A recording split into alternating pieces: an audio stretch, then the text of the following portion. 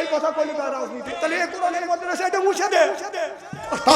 কথা কথাকে অবস্থা বলতেছি নাকি? আমি কোরআন দিয়ে দিয়ে কথা বলতেছি। তাহলে আল্লাহ নাযিল করলো যে ওয়াদের ইমাম মানুষ, সেটা হলো মেম্বার, ইউনিয়নের ইমাম, চেয়ারম্যান, থানার ইমাম, এমপি, রাষ্ট্রীয় ইমাম, প্রধানমন্ত্রী 16 বছর ভোট দিবেন।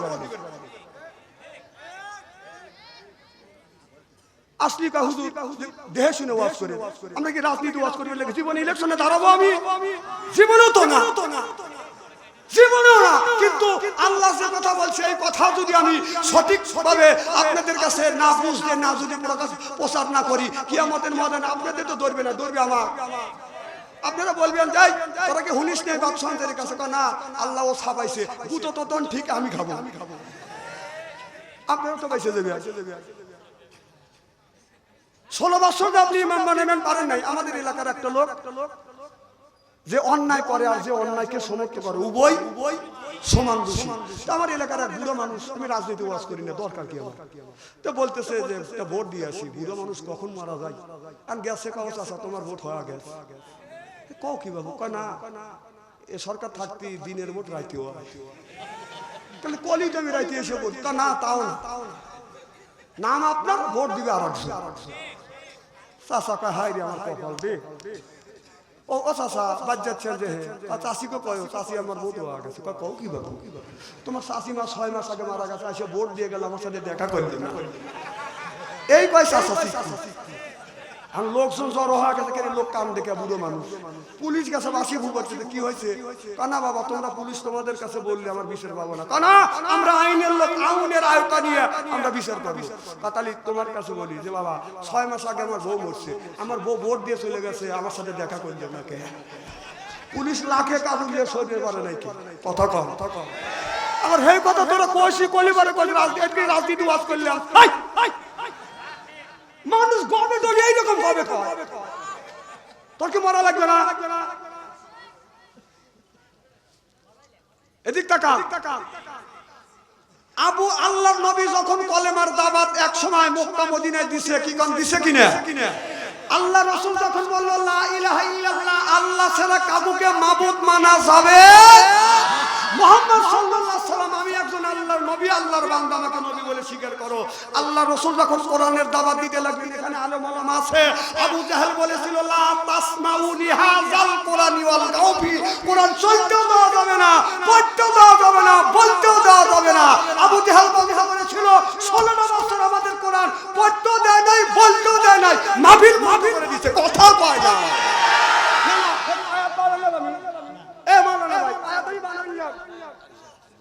কথা কয় না। আচ্ছা মৌলানা কথা কয় না কে? মৌলানা সাহেব আয়াতই বানানলাম, জোরে কর। দেখেন কি মৌলানা চিন্তা করতে আমার ভাব বন্ধ হবে। এটা কোরআনের মধ্যে আছে নাকি? মারহাবা দিয়ে জোরে কর। তাহলে আল্লাহ কোরআনের মধ্যে বলল যে লা তাসমাউ লিহাযাল কোরআন। আবু জাহেল বলছিল কোরআন চলতেও দেওয়া যাবে না, বলতেও দেওয়া যাবে না। 16 বছর আমারে চলতেও দেয় নাই, বলতেও দেয় নাই। আমি বানাইছি, এগুলো বানানলাম আমি। ফাজলামি কম করে করো, এই জন্য তো দেশ ছিল মামুর বাড়ি বলেছে।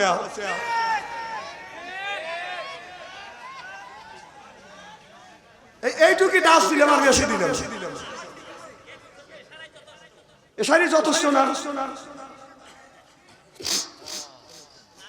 আমার কথা তো শুনতেছেন না, মানতেছেন না। কোরআনের কথা মরিয়ালেন, যদি সাইজ আল্লাহ না করতেছে খবর আছে।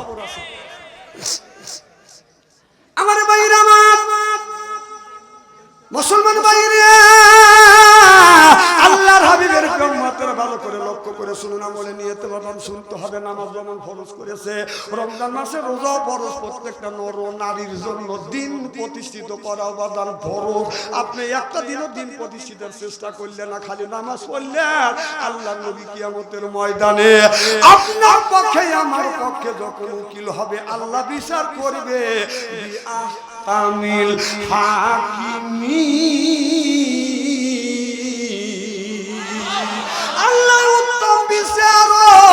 প্রত্যেকটা নর নারী বিচার করবে আমার আল্লাহ, আর আমার নবী বাবা উকিল হবে। আল্লাহ আমার মুকুতার, আল্লাহ আমার মেয়ারিস আখিরাতের আদালতে নবী আমায় করিবেন পার। আমি পাপী নবী জামিনদার, আমি পাপী নবী। যখন আল্লাহু আকবার। আমি পাপী আর আমার নবী হলো বাদান জামিনদার। আমার নবী উকিল হবে, বলবে হে আমার উম্মত দেখি তোমার আমলনামায় কি লেখা আছে। আল্লাহ নবী কাগজটা হাতে নিয়ে চোখের পানি ধাঁধা করে ছেড়ে দিবে। আল্লাহ বলবে বন্ধুরে কেন তুমি কাঁদো?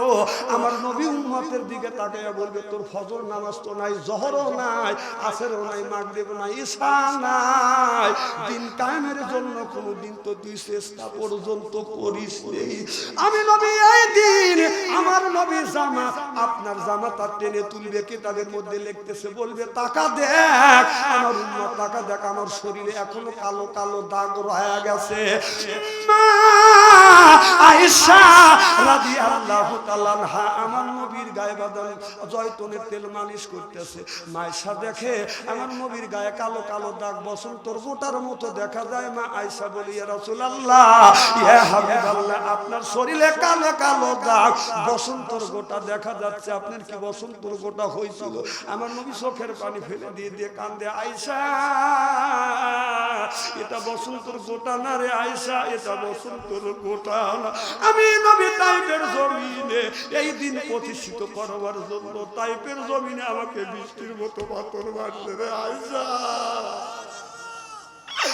এখন পর্যন্ত শরীর থেকে এই দাগটা মুছে নাই।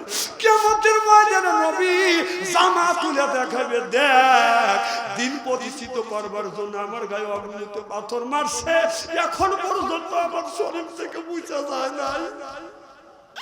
তোর নামাজ নাই, রোজা নাই, দিন প্রতিষ্ঠিত করবার জন্য তুমি কি করছো? আমি নবী কি করছি আর তুমি কি করলি?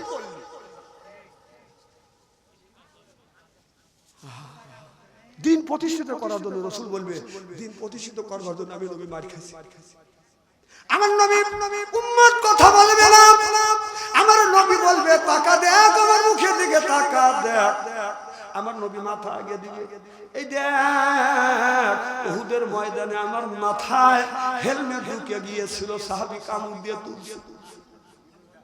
আমার নবী উহুদের ময়দানে যুদ্ধ বন্ধ হয়ে গেল, মুসলমানদের আল্লাহ বিজয় দিয়ে দিল। নবী নাই নাই, সাহাবীরা পাগল হয়ে গেছে। আলী অধিক অধিক যাবাদান দৌড়দৌড়ি করে আমার নবীরে পায় না। আলী সিজদা দিয়ে কান্দে বলে আমার নবীকে ঈসা নবীর মতো আমার নবীকে তুমি উঠানিও না। আল্লাহর নবী বাদান আল্লাহর নবীকে উঠানিও না। ইতিমধ্যে আমার নবী মাথা বাদান হেলমেট বুঝেছে। আমার নবীর এক সাহাবী বলল নবী গো আপনার মাথায় হেলমেট বিঁধে গেছে, আমি হেলমেটটা তুলতে চাই। হেলমেট তুলবে, আমার নবী কষ্ট পায়। সাহাবী বললেন নবী গো আমি আপনার মাথার হেলমেট কামড় দিয়ে তুলবো। সাহাবী হেলমেটে কামড় দিছে, আপনার হেলমেট টানে বাদান মাথা ছাড়ে না, হেলমেট মাথা ছাড়ে না। এবার সাহাবী মনে মনে চিন্তা করতেছে যদি আমি এক কামড়ে যদি তুলতে না পারি আমার নবী কষ্ট পাবে বেশি।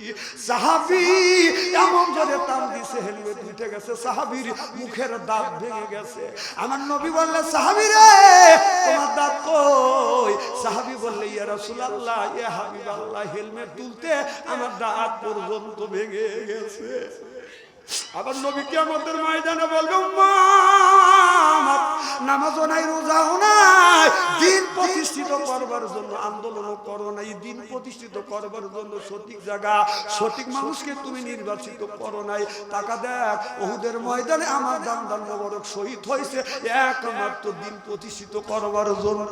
তুমি নামাজও পড়ো নাই, দিন প্রতিষ্ঠিতর কাজ করো নাই। বল আমি নবী কি নিয়ে তোর জন্য আল্লাহর কাছে সুপারিশ করবো? আমার নামাজও নাই, রোজাও নাই, দিন প্রতিষ্ঠিত করার চেষ্টাও করি রে, তাহলে আল্লাহ রাসূল কিভাবে আপনাকে সাহায্য করতে পারে? বিষয়টা আপনাদের কাছে দিন। ভাই এজন্যই নামাজটা ধরে। আপনার ছেলের বয়স 20 বছর, গ্রাজুয়েট, আপনার ছেলেকে জব করে যদি গোস্ত খাওয়ার নিয়ম থাকতো, যদি গোস্ত জব করে যদি এই গ্রামে নওগাঁ বিলে দিত, নওগাঁর মানুষ এক ওয়াক্ত খায়া ফুরাইতে পারতো না। আর আপনার সেই ছেলে 1 বছর ধরে ফজর নামাজ পড়ে না, আপনার ছেলে একটা বছর ধরে ফজর নামাজ পড়ে না, আপনি বাবা আজান দেয়, আপনি মসজিদে যান না, আপনার বিবেকে একটাও কি নাড়া দেয় না যে আল্লাহ আমাকে দুনিয়ায় পাঠাইছে তার ইবাদত করার জন্য? কোন বিবেকে 70 বছর বয়স হয়ে গেছে এখনো চাষটালে বসে বিড়ি টানেন, আপনি মসজিদে যান না, আপনার কি একটুকু লজ্জা করে না? জানোয়ারদের আল্লাহ নামাজ মাফ, পশু পাখির নামাজ। তাহলে আপনি কি পশু পাখি? আপনি কি জানোয়ার? জানোয়াররা নামাজ পড়ে না, আপনি জানোয়ারের চাইতেও খারাপ হয়ে গেছেন, আপনিও নামাজ পড়েন না। তাহলে জানোয়ারের মধ্যে আর মানুষের মধ্যে একটু তফাৎ নাই। যেরকম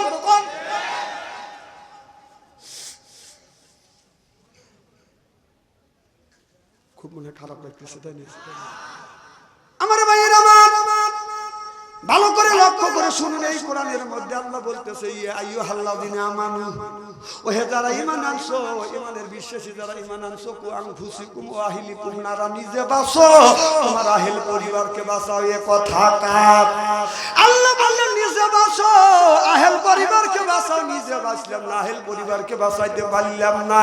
বাবাজান, আজকে নামাজ নষ্ট করবার জন্য বাড়িতে কত ষড়যন্ত্র হচ্ছে। আমরা পুরুষ মানুষ আজান যখন হয় মসজিদে যাবার নামাজ পড়ি, আর বাড়ির মধ্যে মা বোনদের নামাজ বাজার নিরাপদ নাই, নিরাপত্তাহীন বুঝতেছে। কারণ মা নামাজে দাঁড়াইয়া বলতেছে আল্লাহু আকবার, ছেলের টাচ মোবাইলের মধ্যে থেকে, বেটার টিভির মধ্যে থেকে গানের আওয়াজ বেশি আসছে। রূপে আম্মার আগুন জ্বলে, কান গেল তোর গানের তালে, নামাজ গেল তোর রসাতলে, আল্লাহর কোরআন কি যে বলে, একবার তুলে নে না বলে। আল্লাহু আকবার কর। তাহলে ওই মা বোনদের নামাজটা গায়ান দিয়া বাজনা দিয়া জগা খিচুড়ে যদি হয়, এই নামাজ আল্লাহ পর্যন্ত পৌঁছিবি না। যেরকম ঠিক কিনে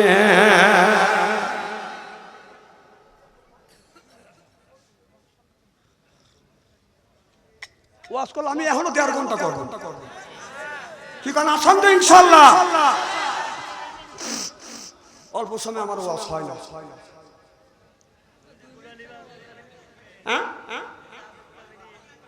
তোমার তো কুলবিনী, আমি চিনে দিনে মোবাইলটা ঘুরে বসে রয়েছে। এই যে টাচ মোবাইল আসা মানুষের যত উপকার হয়েছে, অপকার তার চেয়ে বেশি হয়েছে।